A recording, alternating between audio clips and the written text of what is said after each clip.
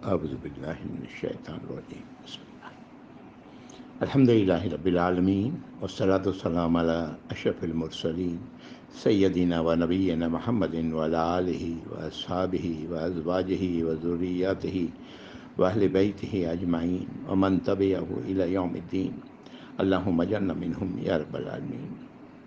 اعوذ باللہ من الشیطان الرجیم رب اشرح لی صدری ویسر لی امری واحلل عقدۃ من لسانی یفقہوا قولی آمین یا رب العالمین۔ السلام علیکم ورحمۃ اللہ وبرکاتہ۔ الحمدللہ پچھلی نشست میں ہم لوگ سورہ توبہ کے اختتام تک پہنچے، 10 پاروں سے کچھ زائد۔ الحمدللہ ثم الحمدللہ، قرآن کا 1/3۔ اللہ رب العزت سے دعا ہے کہ اللہ رب العزت باقی کے 2/3 مکمل کرنے کی توفیق عطا فرمائیں صحت و سلامتی کے ساتھ یا رب العالمین۔ آج انشاءاللہ سورہ یونس شروع کریں گے۔ سورہ یونس شروع کرنے سے پہلے تھوڑی سی بات سورہ توبہ کے بارے میں مزید کرنا چاہتا ہوں۔ میں کرنا چاہتا تھا پچھلی بار، لیکن جو وقت کی تلوار لٹک رہی ہوتی ہے نا، اس کی وجہ سے یہ بات رہ گئی، اس لیے میں چاہتا ہوں وہ بات مکمل کر دوں۔ اللہ تعالیٰ جزائے خیر دے۔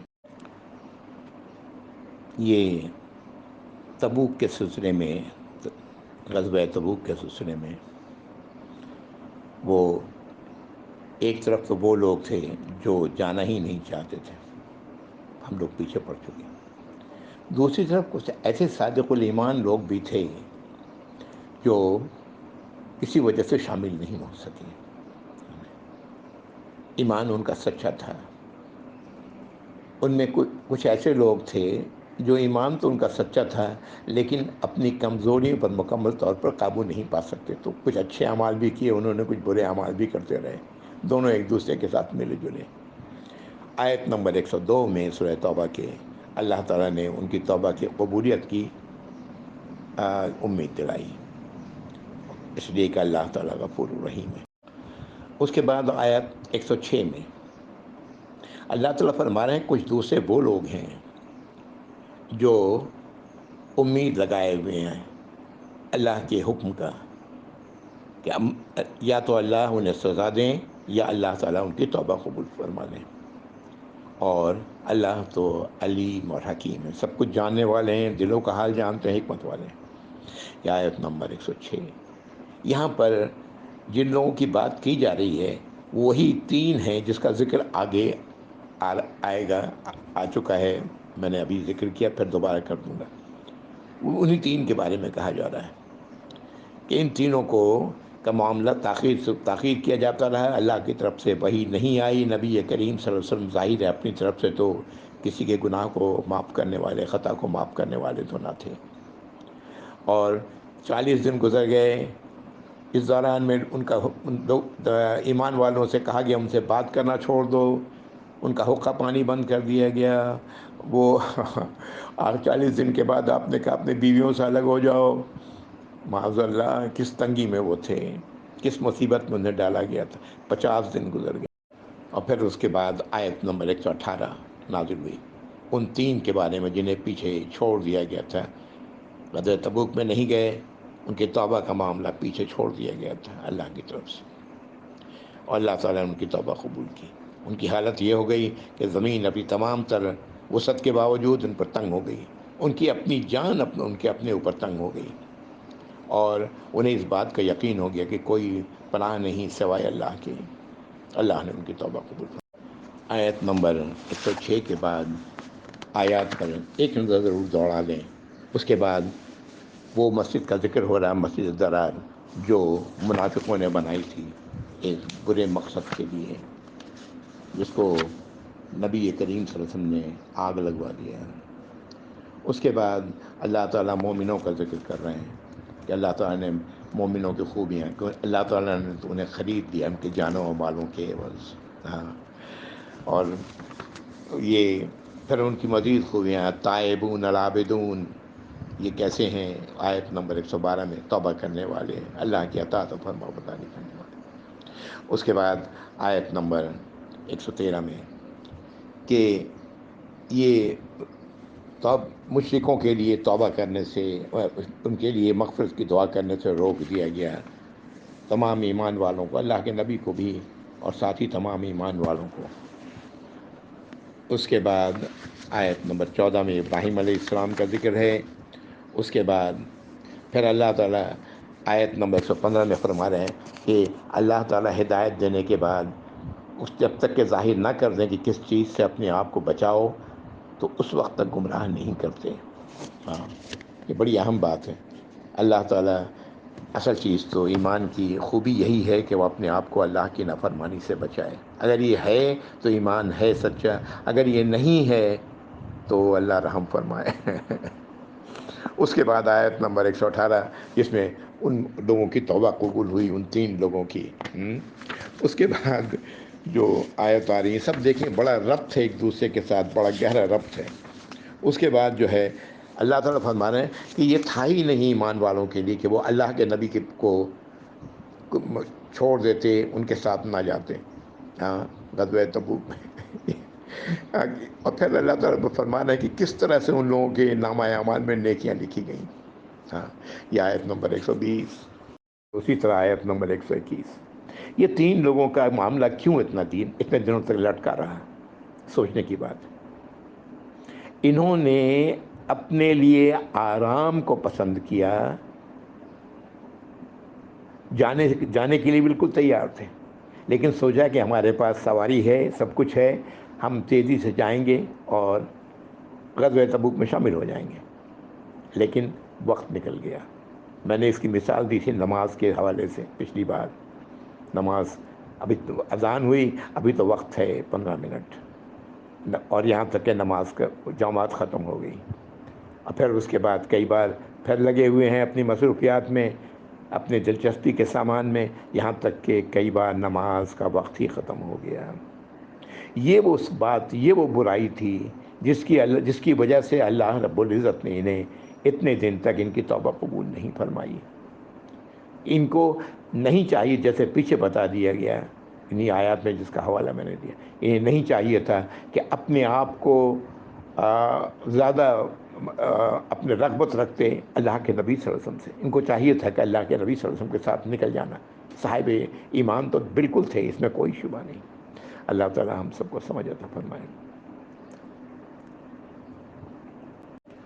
اعوذ باللہ من الشیطان الرجیم۔ اب ہم لوگ آتے ہیں سورہ یونس کی طرف۔ یہ 11ویں پارے کی صورت ہے، اور 129 آیات اس کے ہیں، تقریباً آدھے پارے تک اس پر محیط ہے یہ صورت۔ یہ صورت مکہ میں نازل ہوئی، اور اس کا نام یونس اس لیے پڑا کہ اس کی ایک آیت میں قوم یونس کا ذکر ہے علیہ السلام، وہاں سے یہ نام یونس اس صورت کا نام پڑ گیا۔ آگے بڑھنے سے پہلے میں تھوڑی سی بات کرنا چاہتا ہوں، اشارہ کرنا چاہتا ہوں، یاد دلانا چاہتا ہوں، جو سورہ مائدہ تک پہنچنے کے بعد سورۃ الانعام میں داخل ہونے سے پہلے میں نے کی تھی، صرف ان کو یاد کرانا چاہتا ہوں۔ سورۃ البقرہ، سورہ آل عمران، سورۃ النساء اور پھر سورۃ المائدہ، یہ چاروں صورتیں مدنی صورتیں تھیں، ہے نا؟ اور پھر سورۃ الانعام جو شروع ہو رہی تھی، یہ مکی صورت شروع ہو رہی تھی۔ سورہ بقرہ کی آیات 286، پہلا ڈیجٹ چھوڑ دیں تو 86 بنتا ہے، یہ مکی صورتوں کی تعداد ہے۔ آخری ڈیجٹ کو چھوڑ دیں تو 28 بنتا ہے، یہ مدنی صورتوں کی تعداد ہے، ٹوٹل 114۔ یہ چاروں صورتیں، ان کی صفحات لیں تو 126 صفحات بنتے ہیں، 126 پیجز۔ اس کے بعد 2 مکی صورتیں ہم لوگوں نے پڑھی، سورۃ الانعام اور سورۃ الاعراف۔ اس کے بعد 2 مدنی صورتیں آئی ہیں، سورۃ الانفال اور سورۃ التوبہ۔ ان دونوں کے صفحات لیں، سورہ انفال اور سورہ توبہ کے، تو 31 صفحات بنتے ہیں۔ اور اس کے بعد قرآن میں جتنی بھی مدنی صورتیں جو بچ جاتی ہیں ان کے صفحات گنیں گے اگر آپ تو وہ 42 صفحات بنیں گے، 42۔ ان سب کو جمع کریں، اگر ٹوٹل کریں 126 پلس 31 پلس 42، یہ 199 صفحات بنتے ہیں، پیجز۔ قرآن کے 600 صفحات کے قرآن میں 199 پیجز یہ صرف وہ ہیں جو مدنی صورتیں کہلاتی ہیں، مدینہ منورہ میں نازل ہونے والی صورتیں کہلاتی ہیں۔ یعنی 1/3 آف دا قرآن، 1/3 قرآن مدینہ منورہ میں نازل ہوا، 2/3 قرآن کا تعلق مکہ مکرمہ سے ہے، ہجرت سے قبل کے۔ سورہ یونس سے ایک طویل سلسلہ شروع ہو رہا ہے مکی صورتوں کا، اور یہ صورت ترتیب کے لحاظ سے سورۃ الفاتحہ کو کی بات کچھ ایک طرف رکھیں، ترتیب کے لحاظ سے یہ تیسری مکی صورت ہے جو ہم لوگ پڑھیں گے۔ 2 ہم لوگوں نے پڑھی، سورۃ الانعام اور سورۃ الاعراف، اور یہ اب سورہ یونس آ رہی ہے جو مکی صورت ہے۔ مکی صورتیں یقیناً مخاطب کرتی ہیں مشرکین مکہ یا مشرک قبائل جو جزیرہ نما عرب میں تھے انہیں، یا انکار کرنے والے جو نہیں ماننے والے، قرآن کو نہیں ماننے والے انہیں، لیکن ساتھ ہی ایسی آیات بھی آتی ہیں جو ایمان والوں کو سے مخاطب ہوتی ہیں، درمیان میں، اس لیے کہ لوگ ایمان لائے تھے آپ صلی اللہ علیہ وسلم پر مکی دور میں، ہے نا، جو کیا کہتے ہیں سب سے پہلے ایمان لانے والے لوگوں میں وہ لوگ تھے، تو بہرحال انہیں بھی مخاطب۔ اور اس طرح جب یہ قرآن وہ آیات جب مومنوں کے بارے میں نازل ہوتی تو اس طرح ان کو مزید علم بھی ہوتا اللہ کے پیغام کا، اللہ کی نصیحتیں انہیں ملتی ہیں، اللہ کی رہنمائی انہیں ملتی ہیں، اور پھر ان کے لیے تقویت کا باعث بھی ہوتا ہے۔ بہرکیف یہ تھوڑی سی بات میں سورت کو شروع کرنے سے پہلے میں چاہتا ہوں کہ آپ کے علم میں ہو کہ مشرکین مکہ ایک اللہ کو اپنا خالق، مالک اور رب ماننے کے باوجود اللہ کے اختیارات میں دوسروں کو شریک کرتے تھے۔ ان کے عقائد کے مطابق ان کے الہ مسائل اور معاملات میں مداخلت کر کے ان کے حق میں اللہ سے فیصلے کروانے کا اختیار رکھتے تھے۔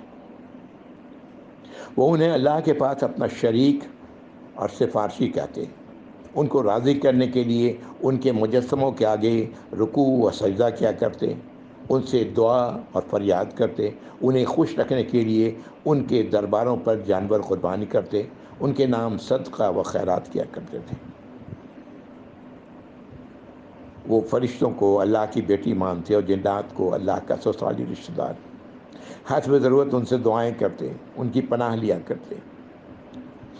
ان کے الہوں میں گزرے ہوئے نیک لوگوں کے مجسمے بھی تھے، اور اپنی توہمات کی بنا پر کسی درخت اور کسی پتھر کو بھی اس مقصد کے لیے منتخب کر لیتے۔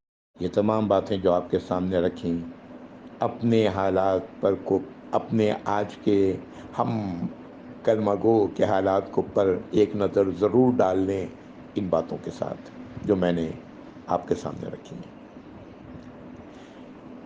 جس کسی بھی کے لیے بھی اس قسم کا عقیدہ رکھا جائے کہ وہ اللہ کے معاملات میں اپنی چلا سکتا ہے، اللہ کے فیصلوں کو تبدیل کر سکتا ہے، اللہ کے ہاں اس کی سفارش کر سکتا ہے، اسے عربی زبان میں الہ کہا جاتا ہے۔ اسی لیے کلمہ شہادت ہم پڑھتے ہیں، لا الہ الا اللہ، کوئی الہ نہیں سوائے اللہ کے۔ جس کسی کے لیے بھی اس قسم کا عقیدہ رکھا جائے کہ وہ اللہ کے معاملات میں اپنی مرضی چلا سکتا ہے، ہاں، نعوذ باللہ ثم نعوذ باللہ ثم نعوذ باللہ، اسے عربی زبان میں الہ کہا جاتا ہے۔ اس کا ترجمہ اردو میں معبود کرتے ہیں یا معبود برحق کر دیتے ہیں، ہے نا؟ لیکن معبود کا لفظ اس زمانے میں ان کے لیے استعمال ہوتا تھا جو عبد رکھتے تھے، جن کے غلام ہوتے، غلام اپنے آقا کو معبود کہتا کہ یہ میرے معبود ہیں۔ اس کے معنی یہی ہے، وہ شخص جو غلام کا مالک ہے وہ معبود ہے، اور کسی بھی زبان میں دو لفظ ہم معنی نہیں ہوتے، اسی لیے بعض علیم نے معبود کے ساتھ برحق بھی لگایا۔ الہ کے معنی، الہ اس معبود کو کہا جاتا ہے جس کی عبادت، اطاعت اور اس کے احسانات و شکر کے جذبات سے سرشار ہو کر اور اس کی ناراضگی و سزا کے خوف سے بچنے کے لیے کی جاتی ہو۔ آ رہی بات سمجھ میں؟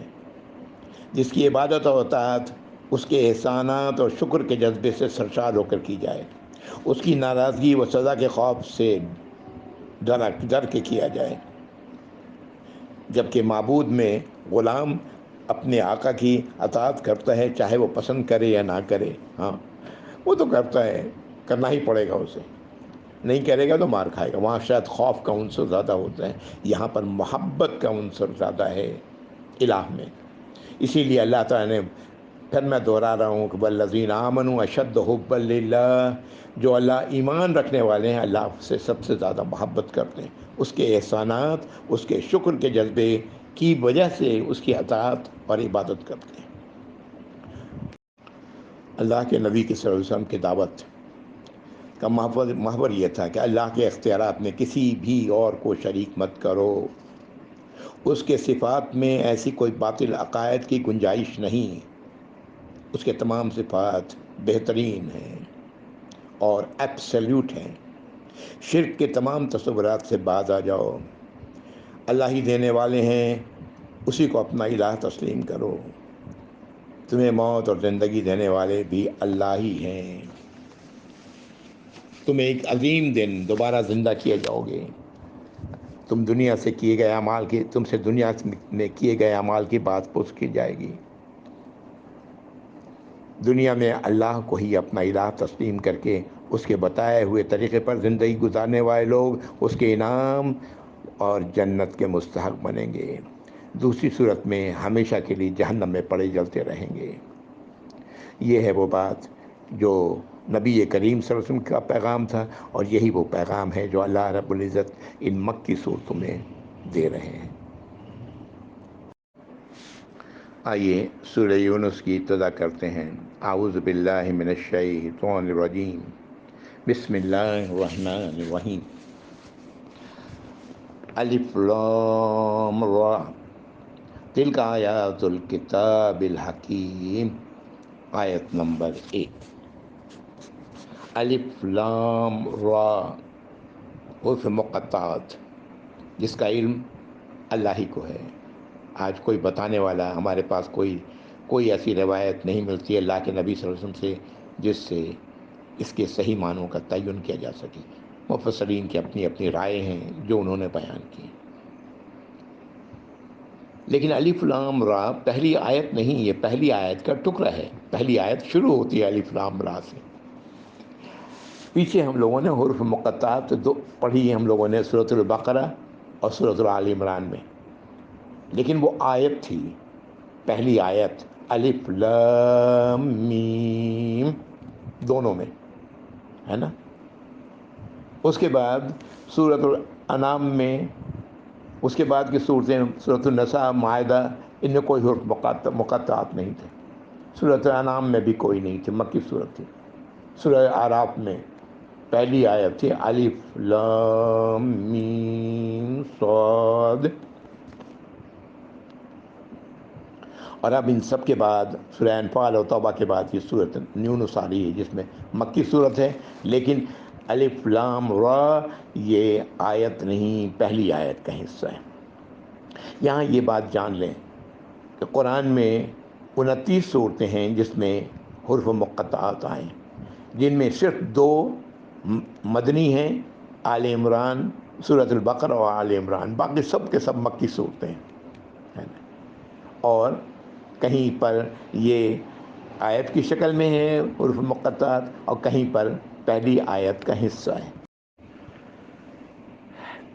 ترجمہ: تلک آیات الکتاب الحکیم، وہ آیات ہیں ایک خاص کتاب کی جو اپنے اندر حکمت والی ہے، حکیم ہے۔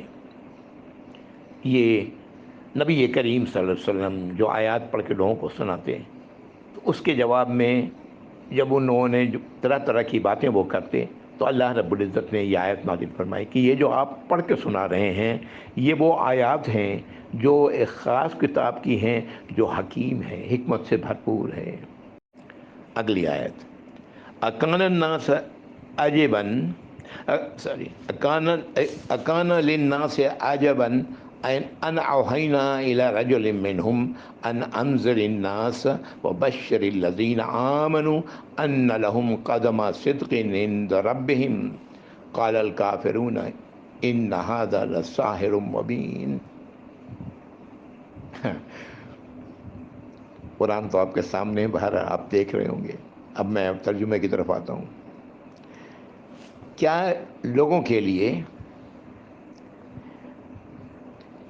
یہ بات تعجب والی کی تھی کہ ہم نے وحی کی ہے ایک شخص پر جو ان میں سے ہی ہے، اس لیے کہ وہ لوگوں کو خبردار کریں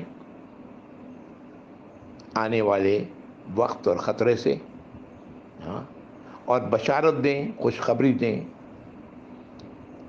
ان لوگوں کو جو اللہ کی وحی پر، ہدایات پر اور نصیحتوں کو تسلیم کرنے والے ہیں، اور ان کو خوشخبری اس بات کی دیں کہ ان کے لیے ان کا قدم سچائی کے ساتھ ان کے رب کی طرف ہے۔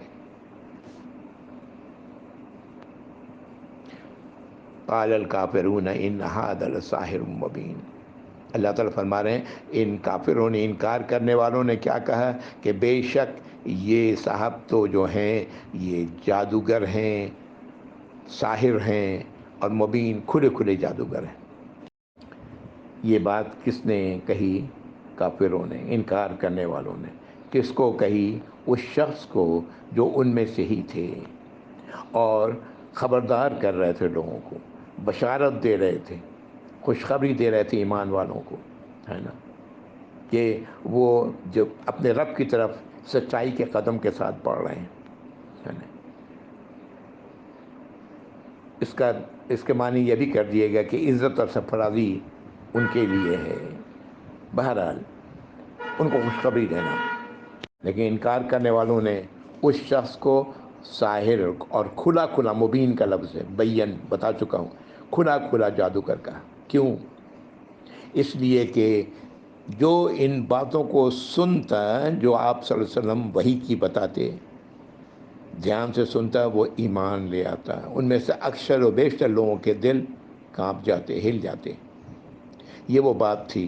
اسی لیے مشرکین مکہ نے آپ کی جب وہی آپ بیان کرتے تو سننے سے روکتے، وہ پڑھیں گے قرآن میں آئے گا، وہ کہتے شور مچاؤ، مت سنو، اس لیے کہ ان باتوں میں جادو تھا۔ یہ اللہ کا کلام تھا۔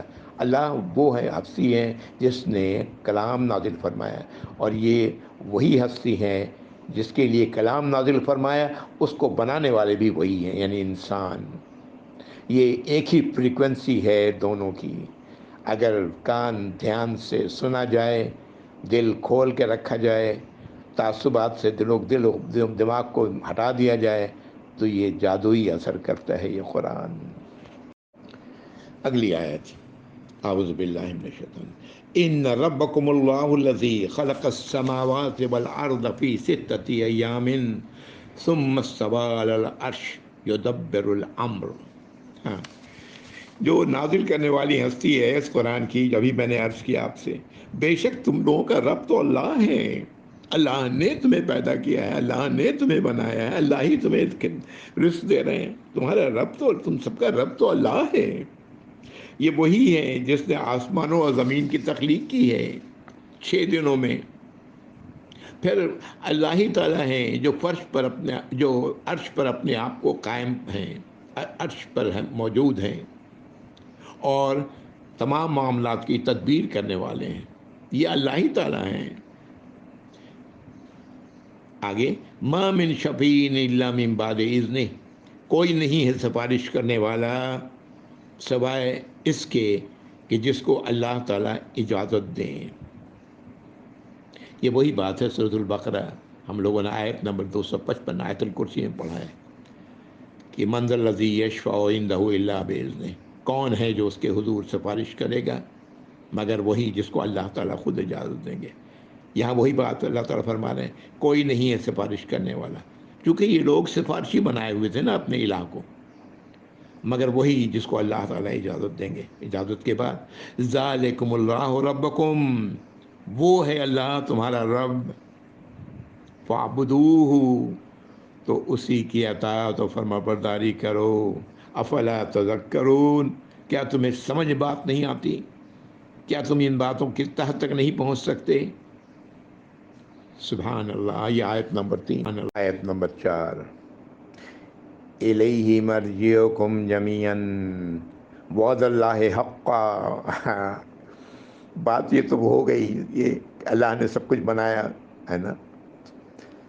یہ جو 6 دن ہیں، اس سے کیا مراد ہے اللہ بہتر جانتے ہیں، اس لیے کہ ہمارے دن اور رات تو سورج سے ہیں، جب کچھ بھی نہیں تھا تو یہ دن اور رات کہاں تھے؟ اس لیے یقیناً یہ دن نہیں ہو سکتے جس کا ذکر ان میں کیا گیا 6 دن آیت نمبر 3 میں۔ اللہ تعالیٰ فرما رہے ہیں کہ اسی کی طرف تم سب کا لوٹنا ہے، سب کے سب۔ وعد اللہ حقا، اللہ کا وعدہ سچا ہے۔ انہ یبدأ الخلق ثم یعیدہ، اس نے ہی تخلیق کی شروعات کی ہے اور پھر دوبارہ اسے پیدا کرے گا۔ تمہاری موت تمہیں ختم نہیں کرے گی، تم دوبارہ پھر بنا دیے جاؤ گے ویسے ہی۔ کیوں؟ لیجزی الذین آمنوا وعملوا الصالحات بالقسط، تاکہ اللہ تعالیٰ ان لوگوں کو جو ایمان لائے اور عمل صالح کیا، عمل صالح سے مراد اللہ کی اطاعت و فرما برداری کی، ان کو پورے کے پورے انصاف کے ساتھ اللہ تعالیٰ انہیں جزا عطا فرمائیں گے، اس لیے دوبارہ اللہ تعالیٰ پیدا کریں گے۔ والذین کفروا لہم شراب من حمیم وعذاب علیم بما کانوا یکفرون، اور جو لوگ کفر کرنے والے ہیں، انکار کرنے والے ہیں، چاہے پورا کریں تھوڑا کریں جتنا چاہے کریں، اپنی انکار کی روش پر اڑے رہیں، ان کے لیے پینے کے لیے کھولتا پانی، دردناک عذاب بوجہ ان کے اس انکار کے، جو ان کا بدلہ ہوگا۔ آیت نمبر 5، هو الذی جعل الشمس ضیاء والقمر نورا وقدرہ منازل لتعلموا عدد السنین والحساب، وہی ہے جس نے سورج کو بنایا روشن، چاند کو بنایا نور، روشنی دینے والا، وقدرہ منازل، اور اس کی اللہ نے اس کی منازل، چاند کے منازل، چھوٹے سے بڑا، بڑا سے پورا بڑا، پھر چھوٹا چھوٹا ہونا اللہ نے مقرر کیا ہے، تاکہ لتعلموا عدد السنین والحساب، تاکہ تمہیں علم ہو گنتیوں کا، سالوں کے اور حساب کا۔ ما خلق اللہ ذالک الا بالحق، اللہ نے نہیں ان کی تخلیق کی مگر حق کے ساتھ۔ یفصل الآیات لقوم یعلمون، اللہ تعالیٰ تفصیل سے بیان کرتے ہیں اپنی آیات کو ان لوگوں کے لیے جو جاننا چاہتے ہیں۔ لقوم یعلمون، جو جاننا چاہتے ہیں یا جو جانتے ہیں، ہے نا۔ میں کہہ چکا ہوں کہ مضارع کے معنی حال اور مستقبل دونوں ہوتا ہے، یا جو جانیں گے ان سب کے لیے۔ یہاں پر غور کرنے والی بات ہے، اللہ نے سورج کو دیا کہا، چمکتا ہوا، روشنی دینے والا، اور قمر کو نور کہا ہے، جو سورج کی روشنی سے چمک رہا ہے۔ آج یہ نو انسانی کو تو یہ بات بہت بعد میں پتہ لگی، یہ 1400 سال پہلے اللہ رب العزت نے یہ بات کہہ دی تھی کہ چاند سورج کی روشنی کو ہی منعکس کرتا ہے۔ آیت نمبر 6، ان فی اختلاف اللیل والنہار وما خلق اللہ فی السماوات والارض لآیات لقوم یتقون، بے شک رات اور دن کے الٹ پھیر میں اور جو کچھ اللہ نے بنایا ہے آسمانوں میں اور زمین میں، یہ تو سب کے سب نشانیاں ہیں ان لوگوں کے لیے جو اللہ کی ناراضگی سے اپنے آپ کو بچانا چاہتے ہیں، یتقون، لفظ وہی تقوی آ گیا، جو اللہ کی ناراضگی سے، اللہ کی سزا سے، گرم پانی پینے، کھولتا پانی پینے سے، اور دردناک اور برے عذاب سے اپنے آپ کو بچانے کے لیے جو لوگ یہ چاہتے ہیں، ان کے لیے ان تمام چیزوں میں نشانیاں ہیں۔ دن اور رات کے الٹ پھیر میں، آسمانوں اور زمین میں جو کچھ ہے، ان کے لیے نشانیاں ہیں۔